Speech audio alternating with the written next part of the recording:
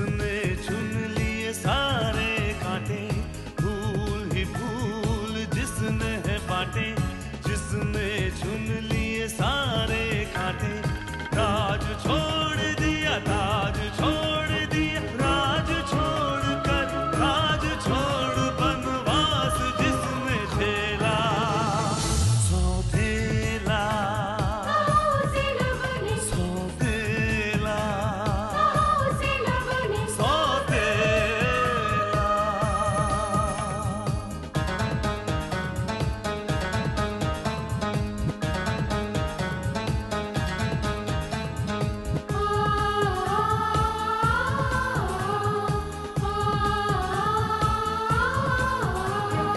आया है रूठे दिलों को मनाने,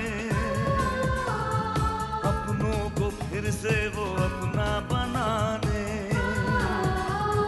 पर उसको अपना न माना किसी ने, न समझा किसी ने, न जाना किसी ने, साथ छोड़ दिया, हाथ छोड़ दिया, साथ छोड़ के हाथ छोड़ उसे कर दिया अकेला, सौतेला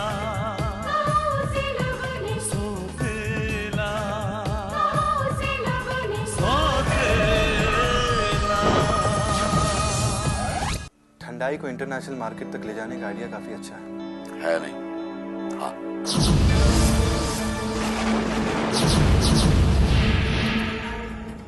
पर तुमने मुझे जो डायमंड रिंग दी थी ना, वो तो मुझे बहुत पसंद थी, पर पता नहीं कैसे वो रिंग मेरे घर से चोरी हो गई।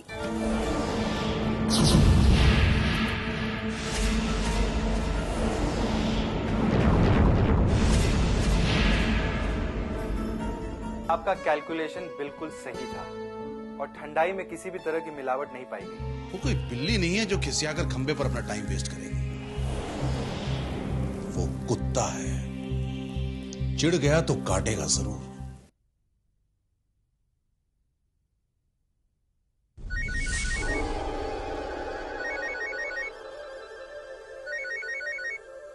यस महाराज जी बोलो। ये सब हुआ कैसे? कौन लोग थे वो? कब कब हुआ ये सब?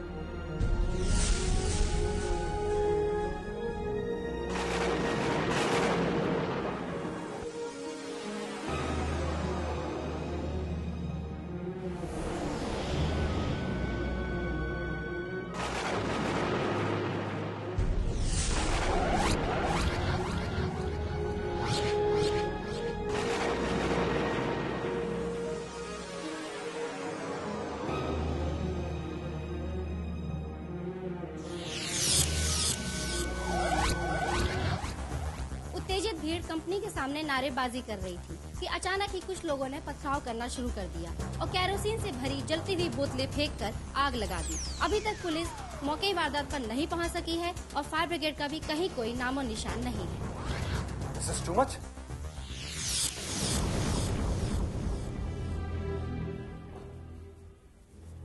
ये लोग ऐसे कैसे कर सकते हैं?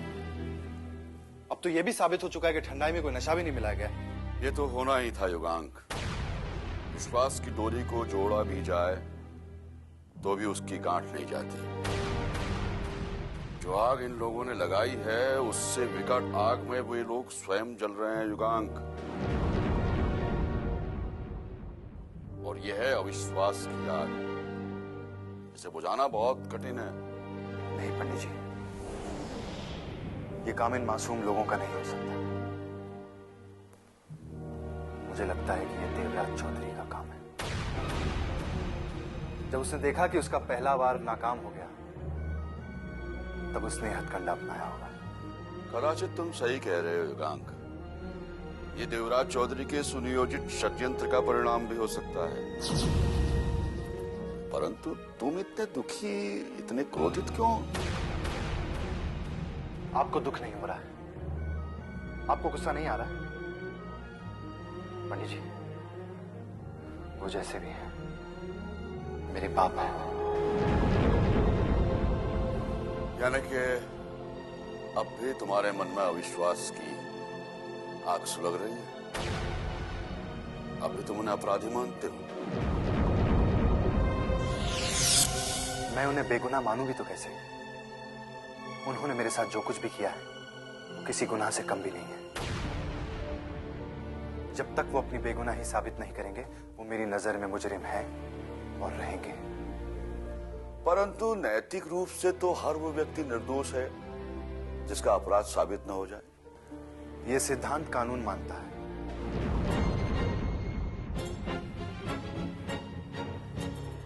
लेकिन दिल किसी कानून को नहीं मानता। उसका अपना अलग ही कानून होता है, सबसे अलग है।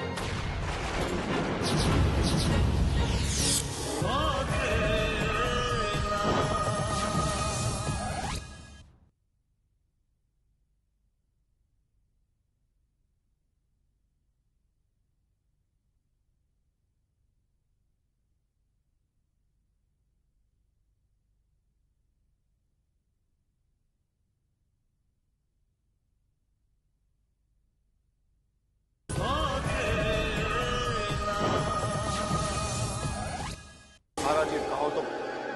ओके, जब तक मैं नहीं पहुंचू तुम कुछ मत करना। मैं बस पहुंच ही रहा हूं।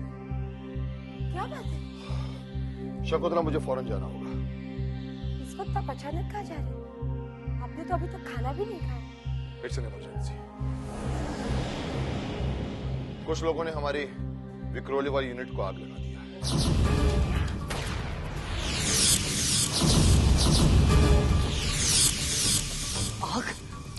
आग लगा दी? लेकिन किसने? अभी तक कुछ पता नहीं चला है, बस इतना ही पता चला है कि कुछ लोग मोर्चा लेकर वहां पहुंचे थे और उनमें से कुछ लोगों ने पथराव किया और फिर आग लगा दिया।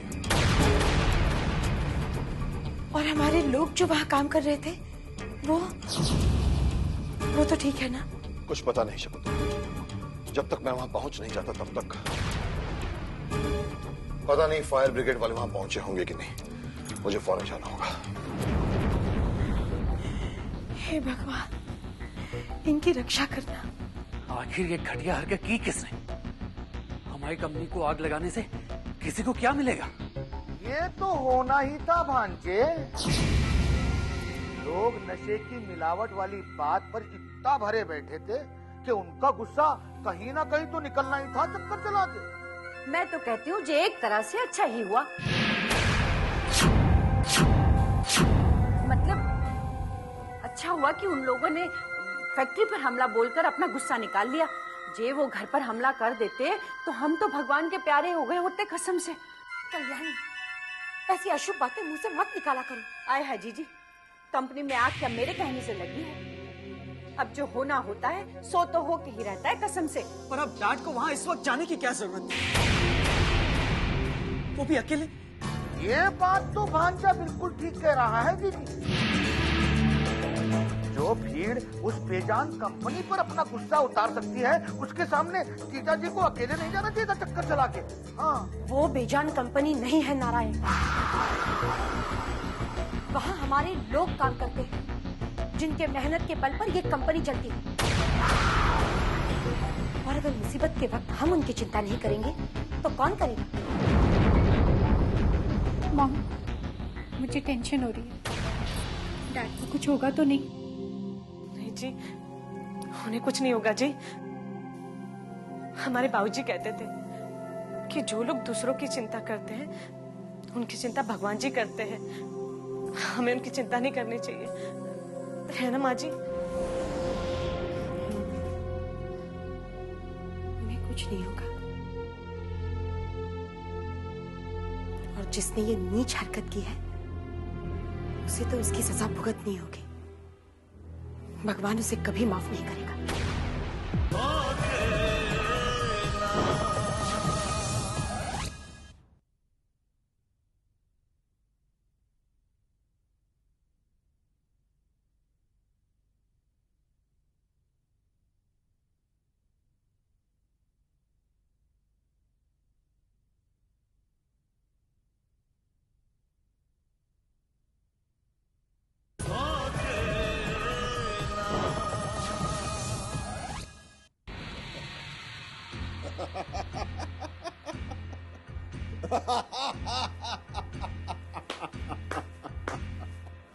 मजा आ गया खान, मजा आ गया यार। तुमने तो कमाल कर दिया, पूरा का पूरा जुलूस लेकर पहुंच गए विक्रम आर्या की कंपनी में। Great great. पहले अपुन ने सोचा कि पेट्रोल डालकर सूम में जाकर कांडी लगा देंगे। फिर अपुन ने सोचा कि थोड़ा गर्दी हो जाएगा तो किसी को शक भी नहीं होगा कि ये काला कांडी किसने किया है। लेकिन खान, मुझे यकीन है कि तुम्हारी ये चालाकी विक्रम आर्य को धोखा नहीं दे पाएगी। वो बहुत ही शार्प माइंड है और अब तक तो उसे पता भी चल चुका होगा कि इन सारी करतूत के पीछे किसका हाथ है। ऑफ कोर्स उसे पता चल चुका होगा, बल्कि मैं तो चाहता हूं कि उसे पता चले कि देवराज चौधरी से पंगा लेने का अंजाम क्या हो सकता है। लेकिन वो कुछ भी साबित नहीं कर पाएगा। वो लाख दुहाई देता रहेगा लेकिन कभी साबित नहीं कर पाएगा कि सारे कांड के पीछे किसी दुश्मन का, खास तौर से देवराज चौधरी का हाथ है। कभी साबित नहीं कर पाएगा। मैं बोलता हूं चौधरी साहब, मौके का फायदा उठाओ, चौके पे चौका लगाओ और आप बोलो तो उसके 2-4 ठिकानों पे अपन आग लगा डालें। नहीं नहीं नहीं नहीं, अगर हमने और हमले किए तो विक्रम आर्य विक्टिम हो जाएगा और उसे पब्लिक सिंपैथी मिल जाएगी, जो मैं नहीं चाहता। मैं तो सिर्फ उसे यह दिखाना चाहता हूं कि देवराज चौधरी कौन है। और अब मुझे यकीन है कि वो कभी मेरा रास्ता काटने की भूल नहीं करेगा, कभी नहीं।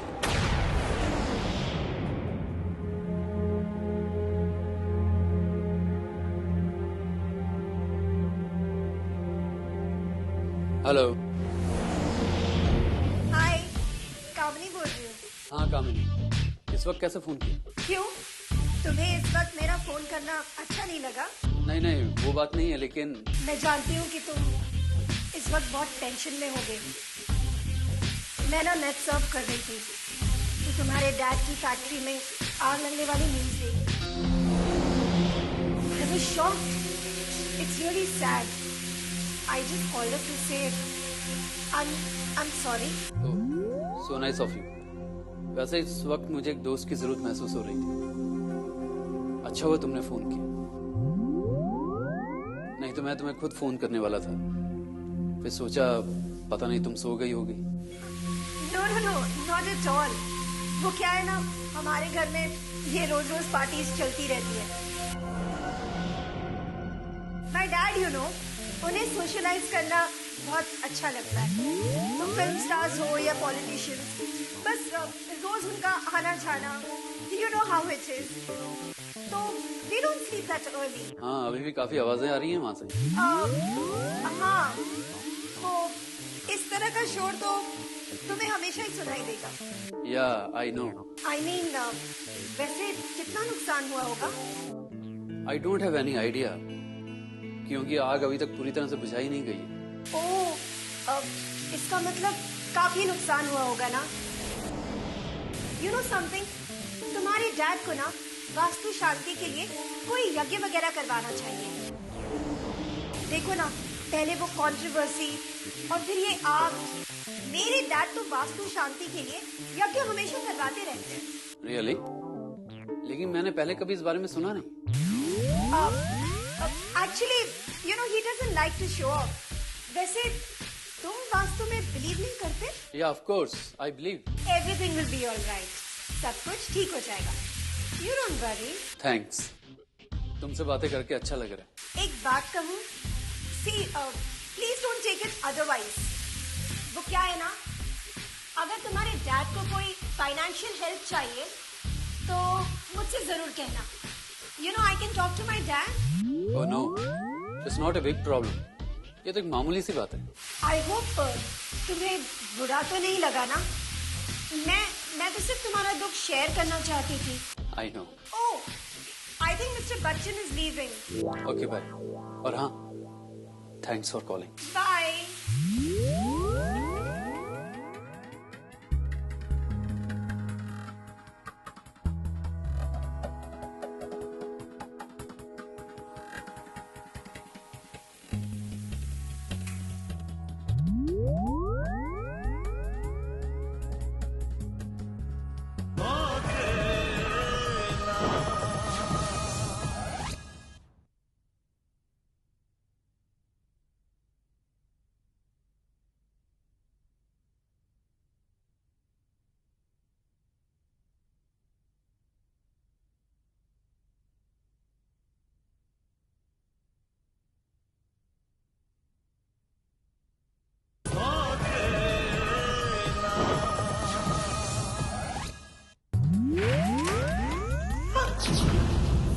भाभी, क्या बात है?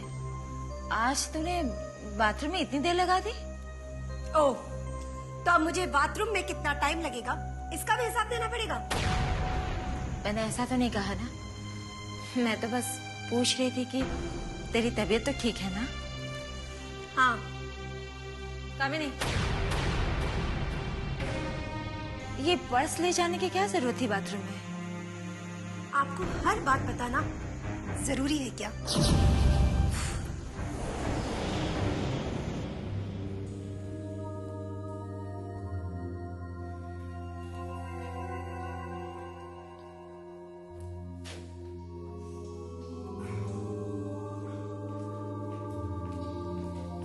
आप आ गए?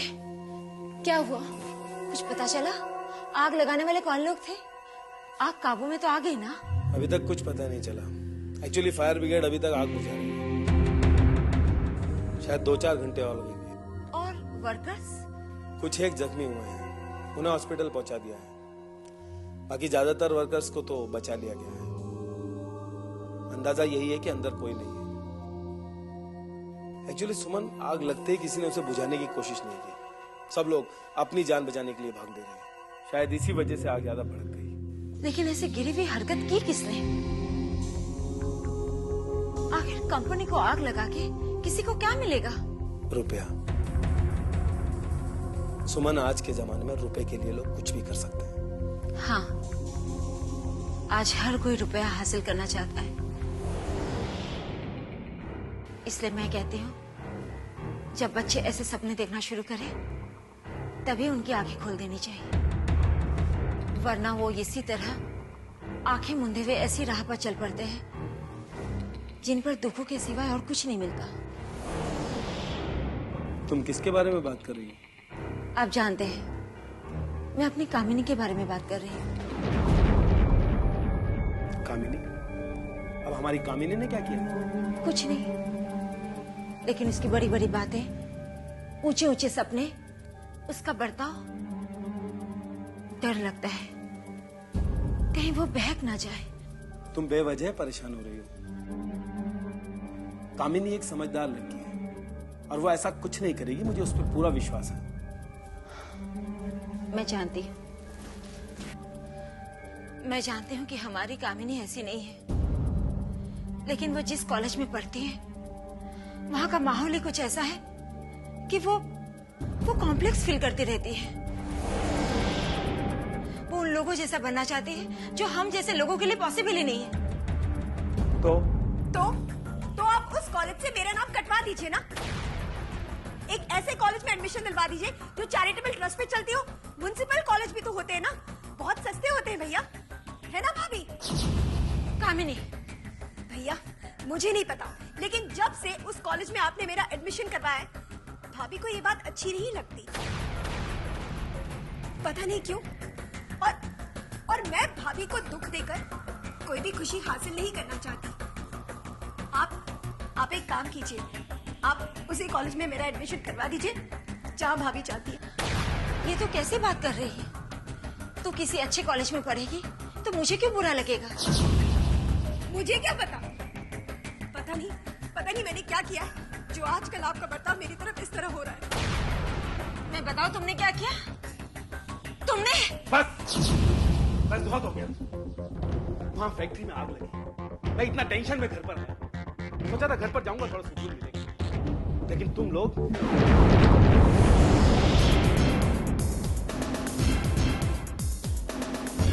भाभी, मैं इस घर में चंद दिनों के लिए तो रहने वाली हूँ, फिर शादी करके तो मैं चली ही जाऊंगी ना। तो बेहतर यही होगा कि जब तक हम दोनों यहाँ साथ हैं तो खुशी खुशी गुजारा कर ले, वरना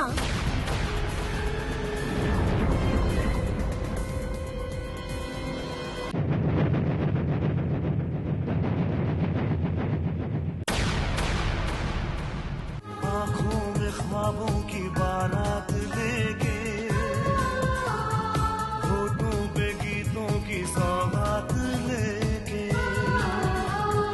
दिल में मोहब्बत के जज्बात लेके, आया था कितनी खुशी साथ